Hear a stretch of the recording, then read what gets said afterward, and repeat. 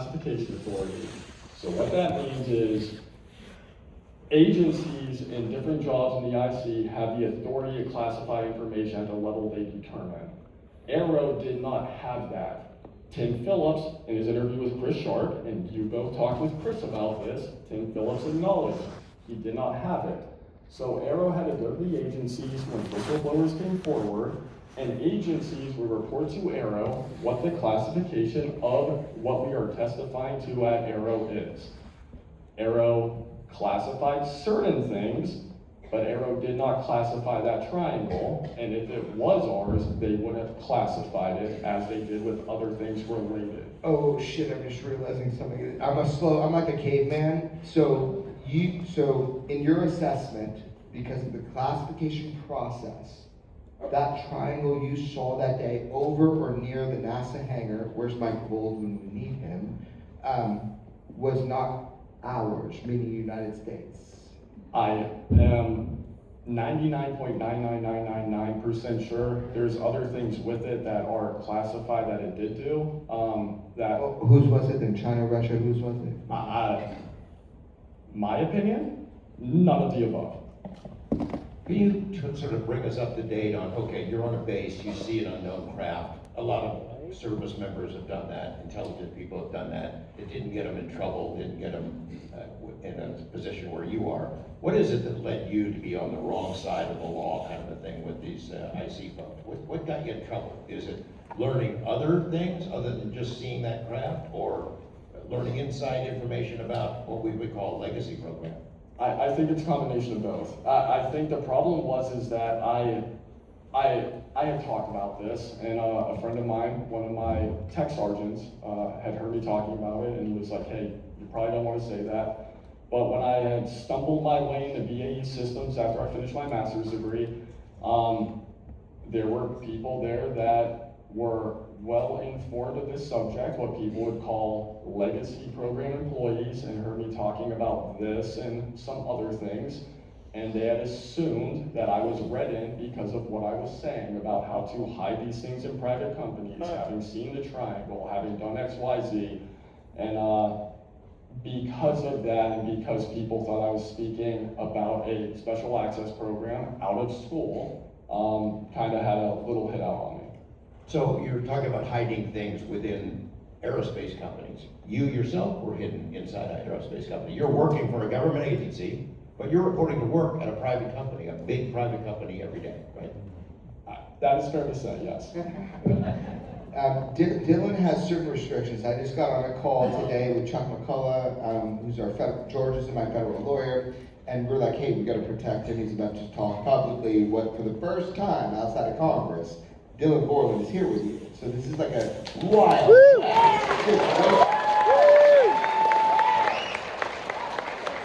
So our job, George and me, we've promised. George taught me from day one. George said, protect sources or witnesses or whistleblowers, especially if they don't protect themselves. So we have to be a little bit gentle here. You can't completely tell us what agencies, intelligence agencies you work for. You can't tell us? Again, so to clarify, going right back to Congress, I still haven't gone through DOPSR. Everything I have said is completely non-approved. I am speaking at will of myself and not on behalf of any agency or the United States Air Force, DoD, DOW. Everything I am talking about, I have never been approved to speak. DOPSR is a process where, say a witness, or say you've been an intelligence guy, worked for CIA or something, you want to write a book.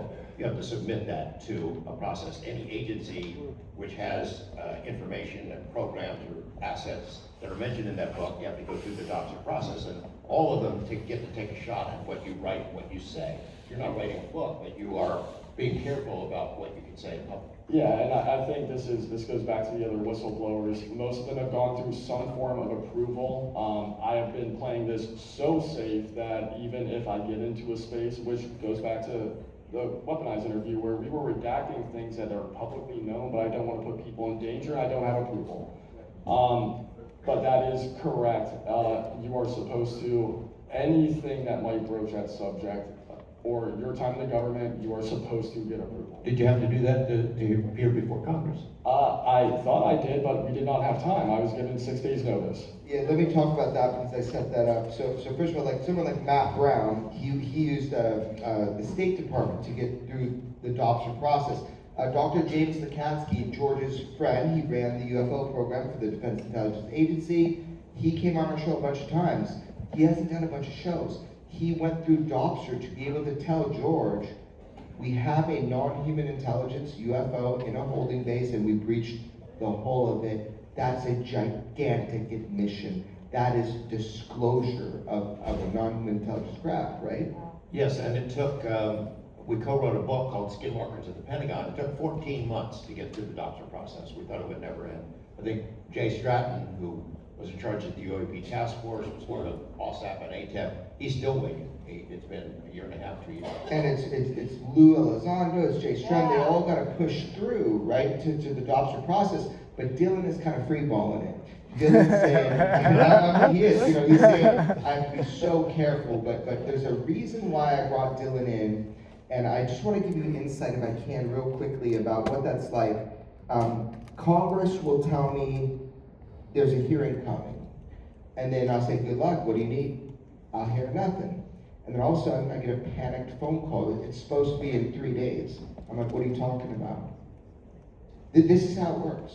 And then I'm like, okay, so you give me 3 weeks, and you will have first-hand people. Who do you need? What do you need? And then I put them through the ringer. Dylan did it with me twice. Just like, can he talk publicly? So I'm literally on these video calls every damn day for 2.5 months sometimes prior to a hearing. And it's like there's these national security spooks, people recording the calls. And I said, sure, I'm recording it too. They're like, that's illegal. I go, okay. You're recording it. You're a federal agent. You work for me. I record every fucking call, and I told him. So here's the deal. Dylan's going through this process. He has no idea if he's going to testify. What is his life going to be like? And guess what? Like George and I were supposed to testify with 12 videos out of the 46 you're about to see, they say, which I believe, and they stymied us, and we weren't able to show those videos. So with Dylan, it's like, he had, what, was it 4 days? I called you 4 days before. Yeah, so we had gone through the process. It was, the other people were selected, and I was kind of... Maybe. Yes, for that whole Is time. it dangerous what you're gonna say? No, it's... No, that's what they were thinking. well, yeah, obviously. Not Congress, by the way. Rep. Luna, Rep. Merchant, Rep. Ferguson, they are fighting for you. They are pushing for you. Yeah, I don't care about politics. I don't care about that. They are fighting for you. So the whole thing with Dylan is 4 days before, they're like, oh yeah, okay, you can now talk. And it's like, he had no time to prepare. How do you do a Dobster in 4 days? You don't. Well, you don't. One quick thing we got to remember too is my attorney for the IG had specifically told me not to talk to Congress, and when I was asked to do it, I said I will talk to Congress, and this goes back to our interview, which I said I have now gone not against my attorney's wishes at the time. Always go against your attorney's wishes. Just push. Let's go, motherfuckers. Yeah, I volunteer to do this. Side note, and you're aware, the big thing with me, look, you guys and every human being in America holding their country responsible and making sure they're accountable is extremely important. For me, UFOs is the backdrop to government corruption and crimes committed against employees and citizens of the United States. That's why I came forward.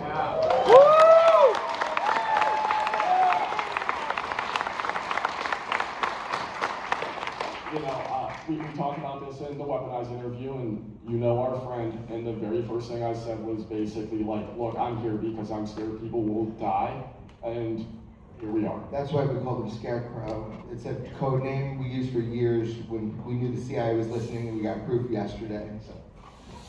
Can you give this audience, not everyone is up to speed on every term we're using or your whole story, but can you give us your opinion? You're not have to spill any state secrets, but about legacy programs, UFO legacy programs that are allegedly hidden in aerospace companies, hidden in the bowels of agencies. where we are reverse engineering or attempting to reverse engineer alien craft of non-human origin. We don't know if they're from other planets or other realities.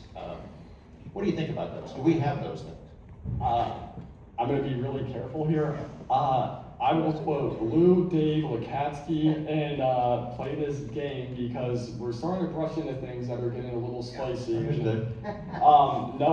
Having a feeling, knowing where we're going with things, I'm going to say 100% yes.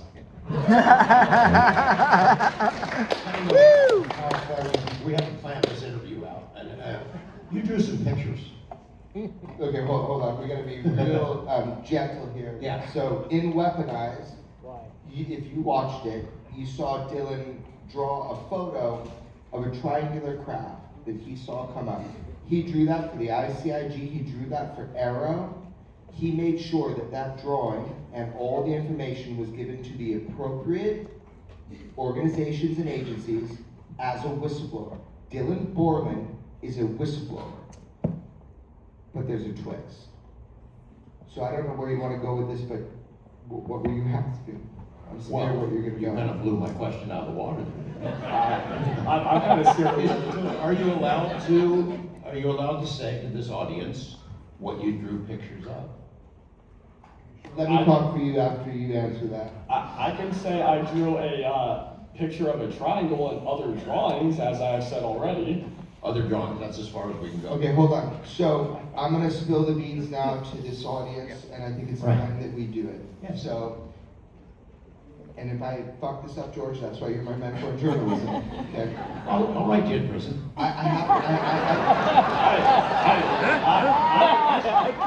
guys are the journalists. You guys have certain protections that I don't have. We do. There's 7 protected classes. So when FBI approached me and George, they had to go through a 6-month process because there's 7 protected classes. And I'm so glad they consider me a journalist. We have broken a ton of stories, but like, George F is my mentor in journalism. I say that because I want to make sure everybody understands we're working together on these stories that change things, man. We're really pushing. But here's the deal. I'm going to say something under the guidance of my lawyer tonight, and I'm just going to straight up fucking say it. And I want you to know it. And I don't know what Dylan can respond to responsibly, and it is my job and George's job to protect him, but we're going there anyway, so you do your best. I don't know what you just said, but I heard red rum, and it reminds me of a few thing. I'm having a panic attack. Okay, so check it out. ODNI, the Office of the Director of National Intelligence, they had a program. It was called the DIG, the Director's Initiative. George and I were the first people that they contacted. They said, we're going after COVID, the lies. We're going after Havana syndrome, and we're going after the lies about UAP. We are going to reveal this to the world. And George and I look at each other, we're like, cool. Should we talk with them? And we did. They said, you want to get in the skiff? And I'm like, no. Do you want to come to the visitor center? I'm like, yeah, that sounds good. So we went to the visitor center because we figured we wouldn't have to put our phones in a box, but we actually ended up having to put our phones in an agent's car, which was a mistake. Yeah, for real. And I don't know, I think for real. Who knows? But Odie and I was studying the UAP thing, and they were like, we're gonna get to the bottom of this. And George and I were, he was cautiously optimistic is what he would say, because he's never optimistic. And I was like, these motherfuckers are trying to get everybody, you know, but we went. First contact. And I said, okay, she's cool as hell, but you need somebody who's a bulldog. And I said this to a higher up. We got a bulldog. I like the guy. I really like the guy. I'd love to have a beer with him sometime. But he did some dirty shit. I think he did.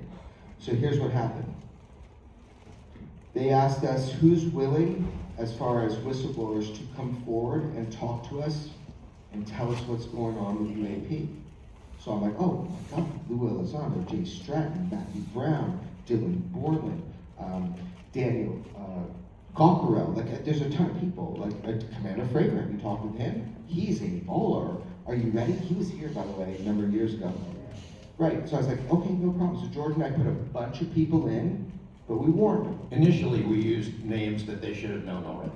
Yes. You know, we didn't use all the names of whistleblowers, for example. We used the names of Dr. Lakatsky, Jay Stratton, Lou Elizondo, people they should know that they should have approached before they approached us. And we asked everybody that we put in. I called Dylan. I'm like, do you want to do this? I called Matt Brown.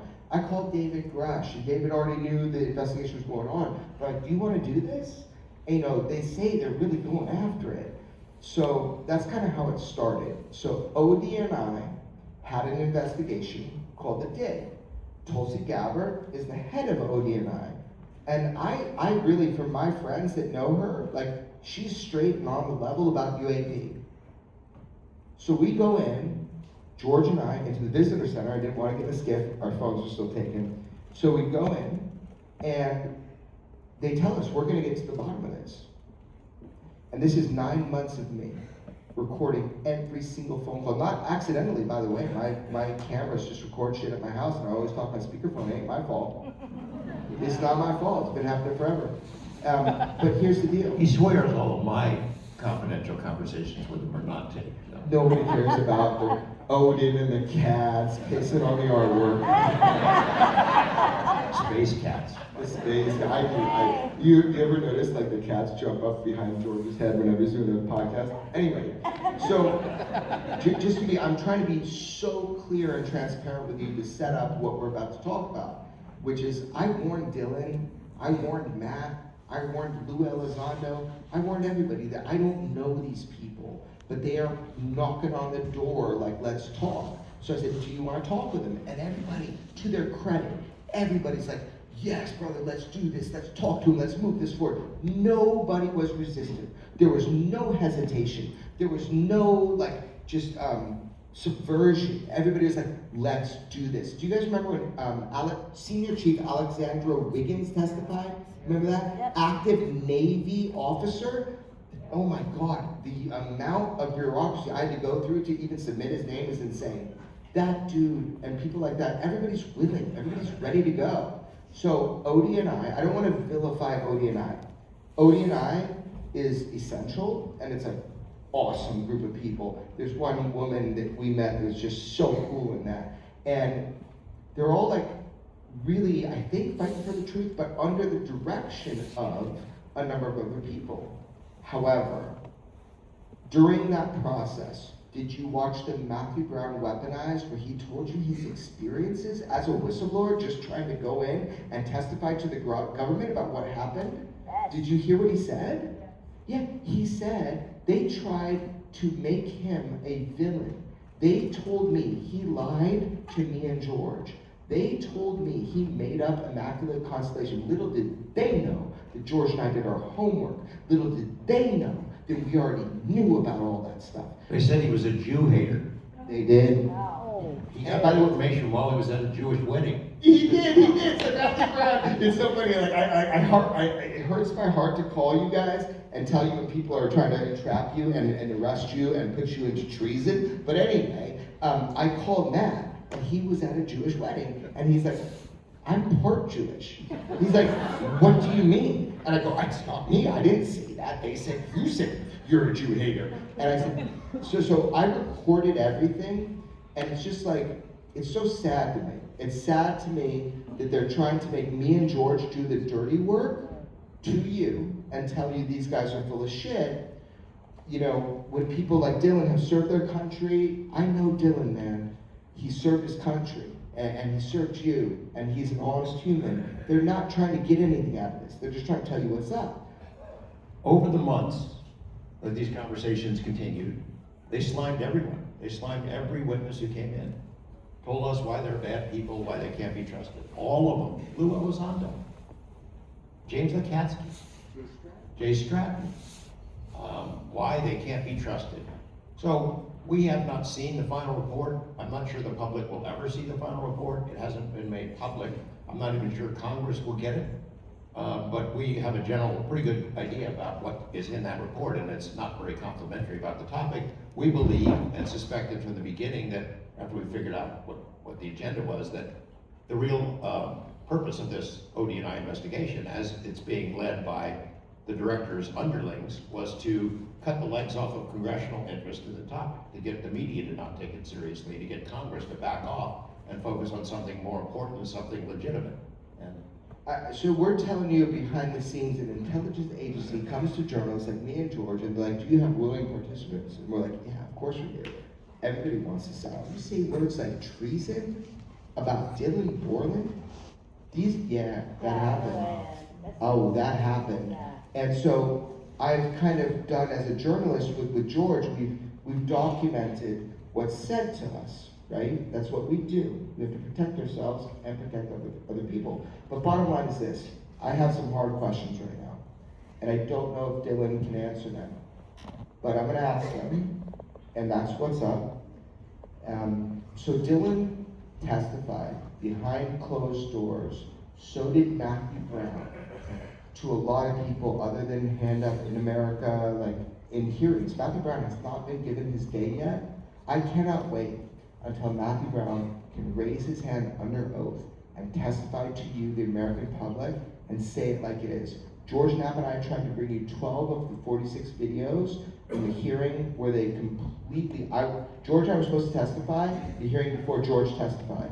I said, here's the 12 videos. They tried to get us into a skiff. My lawyer called me, he goes, don't go. I was in the shower and Rep. Luna called me and says, you know I'm not in that skiff, right? And I'm like, what?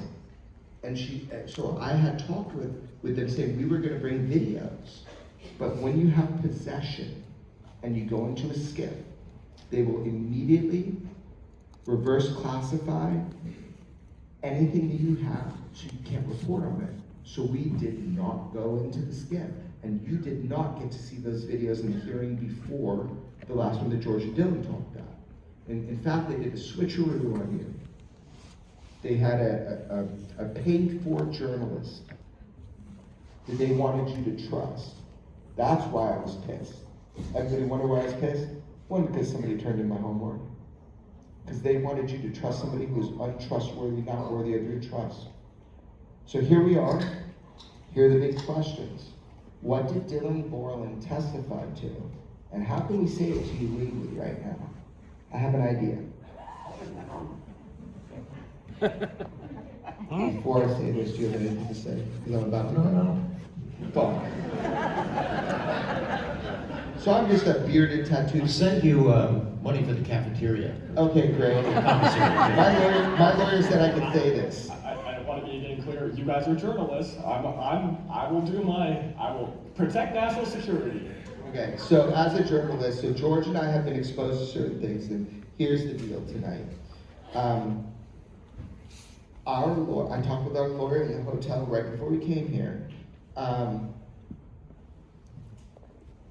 I was told by an ODNI agent that Dylan testified to ICIG, the police of the intelligence agencies, that there is a UFO program, and it's called Rubik's Cube. That's what he said. That's what I heard from the ODNI, which they shouldn't be calling me and telling me what was described in the skiff, should they? Right. So I'm a journalist, so I listened, and I'm testifying to you, believe me or not, I'm a bearded tattoo journalist with a great mentor, you don't need to believe me. Project Rubik's Cube. Dylan, I'm not even gonna look at you. Have you ever testified to ICIG about a UAP program containing UAP called Project Rubik's Cube? Let me collect my thoughts. Yes or no? I am not in a skiff. I am not going to jail. Right on. I can either confirm or deny, but if you want me to answer that question, ask for amnesty for the whistleblowers, as Congress and the executive branch should give it to us, and I'll answer that question gladly. What the fuck are you doing here then?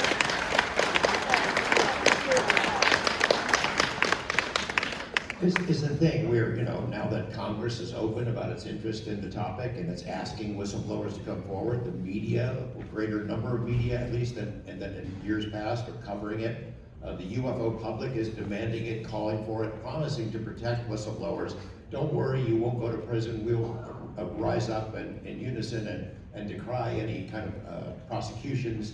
And good luck. You owe it to the world to come forward and say this. Well, the reality is different for those people because it disrupts their lives. Dylan hasn't shared all the information about what's happened to his life, his wife's marriage and their life together. Matthew Brown hasn't told the full story about what it's been like for him and other people. It's been miserable. You're under surveillance. You know that your employment opportunities are limited. Maybe you have a classification still, a security clearance, but you're never going to work in those programs again. You were held in limbo for months, right? 4 years. Yeah, where you couldn't leave and couldn't go anywhere else, and you knew you weren't going to stay for very long. It was like intolerable to not know from one day to another whether you had a paycheck coming in anymore. I agree. So it's easy to go ahead from in the UFO bleachers. Come on, whistleblowers, come forward, we got your back. There's nobody helping whistleblowers. There's no fund to help whistleblowers to get them through the hard times that are inevitable when they come forward. And I'm glad to hear the public interested and Congress interested, but there's nobody stepping up really to actually help them get through what is a painful, dangerous period of their lives. I've had people call me and say they're creating a whistleblower fund. I go, what the fuck you created? You're a rich person. There are whistleblowers that literally are going to go get bank teller jobs, and they're highly, highly trusted with American secrets. Like, they need help now. They've had to move home. I don't want to spill secrets, but whistleblowers have had to move homes because they couldn't make the paycheck for the rent. And I'm like, why you guys are these rich people creating these whistleblower funds, why don't you help the people that have testified, by the way? So it's such an awkward turtle, upside down turtle, it's like an awkward situation, but I'm just starting, so I gotta get through these points with Dylan, and I don't know how this is gonna go. I don't wanna look at you. So, I'm gonna just testify as a journalist to what George and I were directly told, because this stuff is supposed to be classified, but if they tell me, I have never signed an oath. I have never worked for the government, neither have George. Doesn't matter what they say, we're journalists, so let's fucking go. You ready? Yeah! Okay. So, my next question is very, very simple. So, you went, Dylan, you can affirm this, you went to the ICIG, the Police of the Intelligence Agency, and you did a formal complaint with a baller lawyer, and you told them about your exposure to UAP information. Can you just say yes or no about that? Absolutely, yes. Okay, great. So I am assuming, because I was told by Odie and I, that one of those programs is called Project Rubik's Cube, and you can't confirm that. I'm gonna move on. I was told, actually I was asked to try to entrap Dylan. When George and I did the filming of Weaponized and he drew the triangle, did Dylan draw anything else? And I said, no. Why? And my lawyer's like, stop talking with Odie and I. I go, no. I want to find out what they're saying. So a prime investigator, Odie and I, said to me, did Dylan tell you about the pyramid power source? And I go, no, tell me more. What are you talking about? He never said that. And he didn't. Dylan's a patriot. He's careful. He hasn't done Dobster. So my question to Dylan, in front of you, I don't want to look at him. It's real simple. Did you draw an image of a non-human intelligence pyramid power source, maybe at Pax River, for the ODNI? Did you? Yes or no? I repeat the answer that I gave you for the name of a program that I can either confirm or deny. I can either confirm or deny that right now. I will gladly answer that if the executive branch in Congress gives me amnesty. If the executive branch in Congress gives you amnesty, I can either confirm or deny. Uh-huh. If I am legally allowed to answer, I would love to. You would love to? do so. You'd love to answer that question? Absolutely. Answer it. No, bro, stop. It's yes or no. No, Dylan is my friend. He came forward, apparently, George and I learned through ODNI about non-human intelligence, a pyramid-shaped object that is a power source of non-human intelligence. I didn't learn that from Dylan. I learned that from ODNI. Is that true? I don't know, but he seems to want to answer, and he's asking you. He's asking Congress for amnesty, and he'll answer in front of the American public. Got another question. Are you ready for it? Okay. I'm not going to look at you. George and I are curious cat. George is like, do you know Felix the cat? He had like a bag, and in the bag he's like a bunch of stuff. The curiosity killed the cat? Hell no. Curiosity weaponized the cat. George and I got a question. Dylan, Borland, this is the craziest thing I heard. From ODNI, did you draw a hieroglyph that you understood was on that pyramid power source? Can you tell us if you went to ODNI and drew them an image of not only the pyramid, but a hieroglyph that was on the pyramid, which would be really weird? Did you draw that image for them? I unfortunately am going to repeat the same thing because I am not going to jail. I can either confirm or deny. Okay, let me back up 1 second.